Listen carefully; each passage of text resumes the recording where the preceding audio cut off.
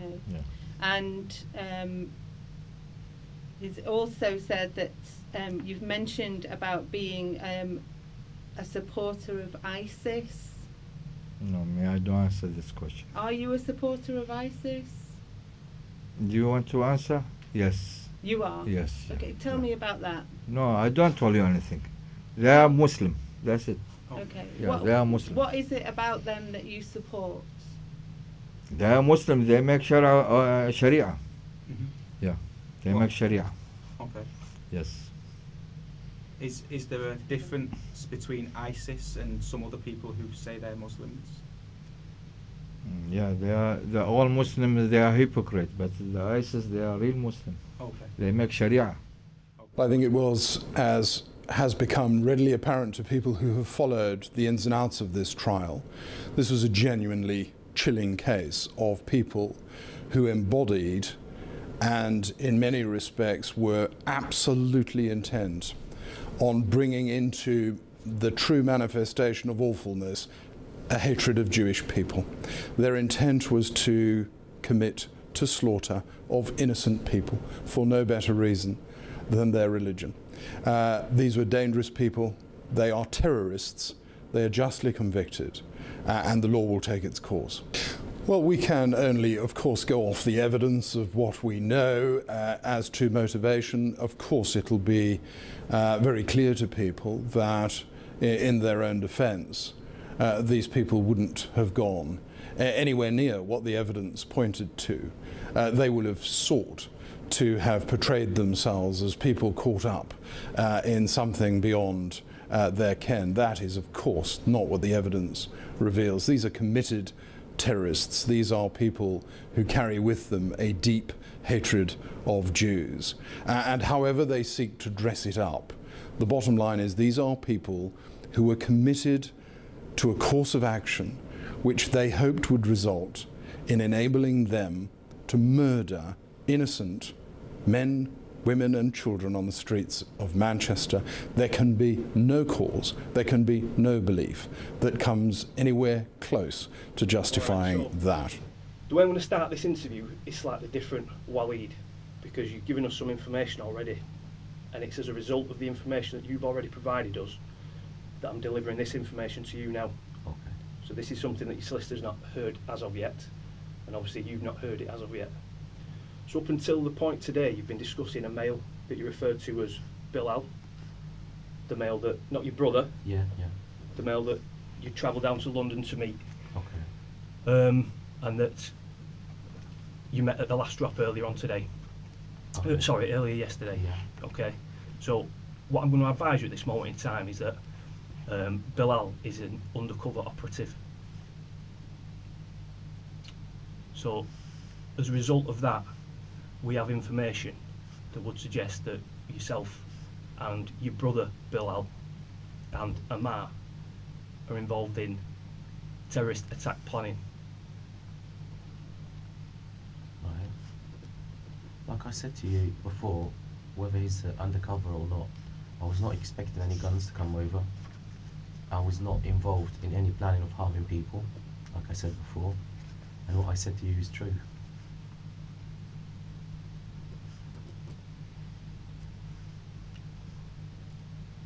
I said the truth.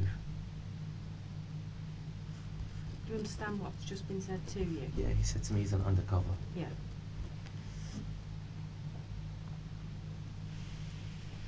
Just have a think about that. Let that digest. Yeah.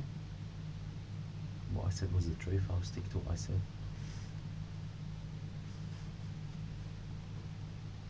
So what I want you to consider, Walid, is that all the contact that you've had with that person, or your direct contact with that person, has been direct contact with an operative working for the police.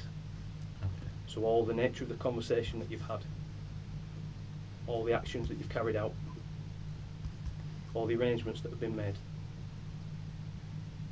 we are aware of that. Okay.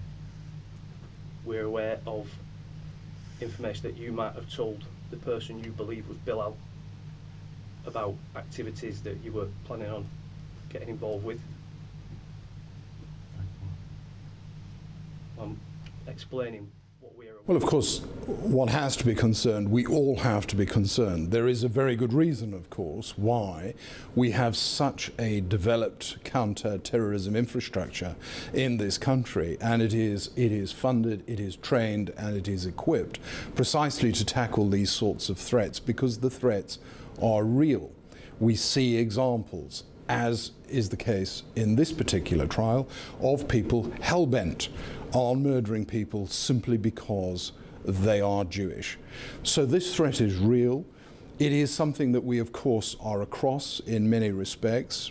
We've seen the brilliant proactive work of this investigation team that has caught these people and brought them up short of their intent. But of course I'm concerned. We've seen a terrorist atrocity in Manchester at a synagogue on Yom Kippur. We've seen the events on Bondi Beach in Sydney. We are seeing the manifestation of hatred moving beyond our shores globally.